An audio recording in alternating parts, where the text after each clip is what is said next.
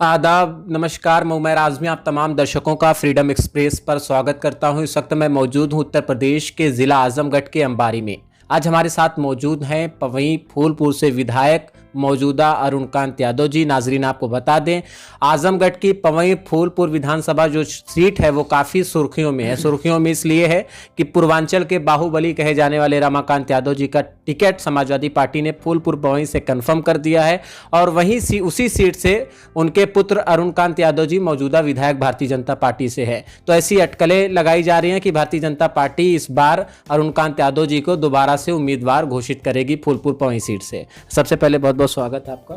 बहुत बहुत धन्यवाद आपका। सबसे पहला सवाल हमारा यही अरुणकांत जी है कि क्या 2022 में विधानसभा की जो 10 सीटें हैं आजमगढ़ में, आपने फूलपुर पवई की जो सीट थी उसमें 2017 में आप विजय घोषित हुए, तो क्या लग रहा है 2022 में भी उतरेंगे फूलपुर सीट से? नहीं, मैं इस बार विधानसभा का चुनाव नहीं लड़ रहा हूँ और इस बार मैं एमएलसी की तैयारी कर रहा हूँ। ऐसा एमएलसी की तैयारी कर रहे हैं, क्या वो वजह बने, क्या वो हालात रहे राजनीतिक कि आप जो है एमएलसी की तैयारी कर रहे हैं? विधायक आप मौजूदा हैं भी, यहाँ की आवाम हो सकता है आपको और भी देखना चाहती हो कि आप फिर से यहाँ के विधायक हो जाएं, तो क्या वजह रही है कि एमएलसी? देखिए, यहाँ की आवाम ने मुझे बहुत प्यार दिया और मेरा बहुत ही करीबी नाता है हमारे फूलपुर के लोगों से। हम विधायक रहें या ना रहें, पर हमेशा रहेंगे उन्हीं के साथ में। अच्छा। और दूसरी चीज़ कि जो आपने मेरे टिकट के बारे में बात की, कुछ ऐसी परिस्थितियां हुई राजनीतिक स्तर पर जिस वजह से हमारी पार्टी ने हमें यहाँ से उम्मीदवार घोषित करना उचित नहीं समझा। इस वजह से हमारा टिकट कट गया और इस बात का मुझे कोई दुख नहीं है, क्योंकि चाहे योगी जी हों, चाहे केशव जी हों, चाहे प्रदेश अध्यक्ष जी हों, सारे लोगों से मेरे अच्छे संबंध हैं और मेरे से किसी तरह की नाराज़गी या किसी तरह की गलतफहमी की वजह से हमारा टिकट नहीं ड्रॉप हुआ, बल्कि कुछ सिचुएशन ऐसी आई क्योंकि हमारे पिताजी को यहाँ से समाजवादी पार्टी ने टिकट दिया। इस वजह से हमारी पार्टी ने उनके अगेंस्ट हमें उतारना उचित नहीं समझा, तो इसलिए ये पार्टी का निर्णय था और मैं इसका स्वागत करता हूँ और मुझे कोई शिकायत नहीं अपनी पार्टी से। बाकी मैं एमएलसी का चुनाव लड़ना चाह रहा हूँ और मैंने अपनी बात अपने शीर्ष नेतृत्व से बता दी है। उम्मीद है कि मुझे समर्थन मिलेगा पार्टी का। यानी ये समझा जा सकता है कि आपका और शीर्ष नेतृत्व का दोनों का फैसला है कि आप विधानसभा चुनाव ना लड़ें? नहीं, ये फैसला पहले तो मेरा नहीं था, लेकिन जब मेरे शीर्ष नेतृत्व ने मुझे कहा तो मैं एग्री हो गया, तो फिर मेरा भी फैसला समझ लीजिए जुड़ गया उससे। अच्छा, ठीक है। विधानसभा फूलपुर में बहुत सारी प्रॉब्लम्स होंगी ही होंगी, क्योंकि कोई भी समस्या को ख़त्म नहीं किया जा सकता पूरी तरीके से। तो अभी आप विधायक भी यहाँ से कह रहे हैं चुनाव हम नहीं लड़ेंगे, तो क्या यहाँ की आवाम से आपके संपर्क या राब्ते कायम रहेंगे कि एमएलसी आप बन जाएंगे, उसके बाद फिर दिल्ली रहना हो या लखनऊ रहना हो? नहीं, देखिए, पहले तो आप ये समझ लीजिए कि मैं कुर्ता पजामा पहन के घूमने वाला नेता नहीं हूँ। मैं विचारों से नेता हूँ, समझ रहे हैं? मुझे पता है कि एक नेता, एक लीडर का क्या ड्यूटी है और मैं वो करना चाहता हूँ, चाहे मैं विधायक रहूँ या ना रहूँ। रहूँगा तो भी वो काम करूँगा, ना रहूँगा तो भी वो काम करूँगा। सिर्फ फ़र्क इतना है कि मेरे पास कोई प्रशासनिक ताकत नहीं होगी अगर मैं किसी पद पर नहीं रहूँगा। अच्छा, सोशल मीडिया पे एक खबर तेज़ी से वायरल हो रही है कि अरुणकांत यादव जी, जो कि आपकी पार्टी के कई मंत्री, कई विधायक समाजवादी पार्टी में शामिल हुए, तो आप भी समाजवादी पार्टी में ही शामिल होंगे 2022 चुनाव से पहले। क्या ऐसा कुछ कोई स्ट्रेटेजी आपकी? नहीं, इस तरह की कोई बात नहीं है। क्योंकि मुझे इस तरह की पॉलिटिक्स पसंद नहीं है। मैं जिसके साथ रहना चाहता हूँ उसे किसी तरह की दुविधा में नहीं डालना चाहता हूँ। अच्छा, हाँ, बिल्कुल। बीजेपी में क्या खासियत लगी? आप तो खुद एक युवा हैं और एक विधायक भी हैं मौजूदा, तो एक युवा के साथ साथ विधायक भी हैं, तो क्या वो परिस्थितियां थीं और आपको क्या अच्छा लगा बीजेपी में? उसके बाद बीजेपी से आप दावेदार हुए, टिकट 2017 में मिला, आप जीते भी, तो बीजेपी और समाजवादी पार्टी में क्या डिफरेंट है आपके हिसाब से? बीजेपी का जो एजेंडा है वो उस पर काम करती है। जो उनका मैनिफेस्टो है, जो वो बोलते हैं, जिस वजह से बीजेपी जानी जाती है, बीजेपी वो काम करती है। लेकिन समाजवादी पार्टी, जो समाजवाद ये शब्द है, इसका मायने अखिलेश यादव नहीं जानते हैं। तो मुझे ऐसा लगता है कि जो झूठ का एक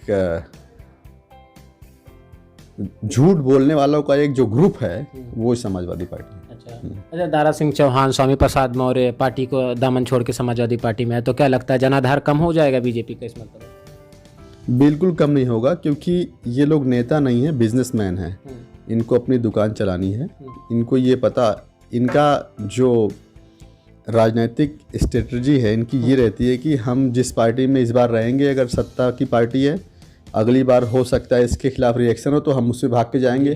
तो ये हर बार यही करते हैं। कभी भी कंटिन्यू किसी पार्टी में रहते नहीं हैं और ये किसी के लिए ईमानदार नहीं है, ना जनता के लिए ना किसी दल के लिए। इनको अपना उल्लू सीधा करना है और ये खाली बात करते हैं समाजवाद और समाज सेवा और दलितों पिछड़ों की, पर अगर आप इनके क्षेत्रों में देखेंगे तो इन्होंने कुछ नहीं किया है। हाँ, ये लोग कंटिन्यू कई बार सत्ता में रहे हैं, लेकिन जब इनके यहाँ का आप विकास देखेंगे तो आपके समझ में आ जाएगा ये नेता हैं या धंधेबाज हैं। इनकी बिल्डिंग तो बन गई है पर क्षेत्र में कुछ नहीं है। अच्छा, एक चीज़ और अपने आप में ये है कि इस बार यूपी की सियासत कुछ अलग थलग इसलिए भी है कि ओवैसी साहब भी यहाँ पे आ गए। पहले 100 सीटों पे चुनाव लड़ने वाले थे, अब बताया जा रहा है 403 सीटों पे वो चुनाव लड़ेंगे। तो समाजवादी पार्टी और मुख्तलिफ जो अपोजिशन है वो कहता है कि बीजेपी की बी टीम है ओवैसी साहब। तो उनकी सियासत को लेकर क्या सोचते हैं आप कि ओवैसी साहब खुसूसी तौर पर मुसलमानों की बात करते हैं, तो उनसे क्या इत्तेफाक रखते हैं उनकी सियासत से?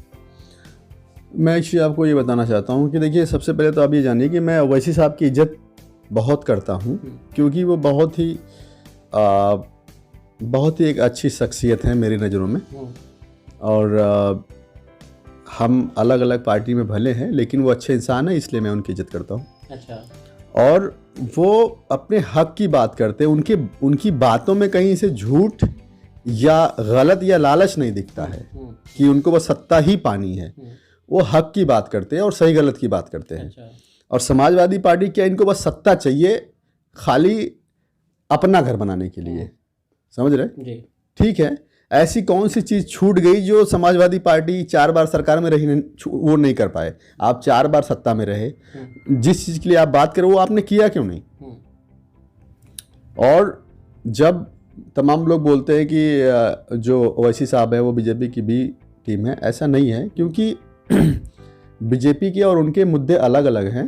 हाँ, लेकिन वो अपने हक की बात करते हैं। और जब अखिलेश यादव या तमाम नेता जातिवाद से प्रभावित होकर के अपनी बातें रखते हैं या उस पैटर्न पर काम करते हैं तो लोग उन्हें गलत नहीं कहते, लेकिन जब ओवैसी साहब मुसलमानों की बात करते तो वो बोलते हैं कि ये सांप्रदायिक हैं। तो मुझे ओवैसी साहब का सर एक बयान, अभी आपने कहा वो सच बातें करते हैं, जो भी कहते हैं। ओवैसी साहब तो ये भी कहते हैं कि बीजेपी के लोग गांधी के कातिल हैं, और जो गांधी के कातिल हैं नाथूराम गोडसे की पूजा करने वाले ये लोग हैं, ये लोग देश में दंगे फैलाने वाले लोग हैं।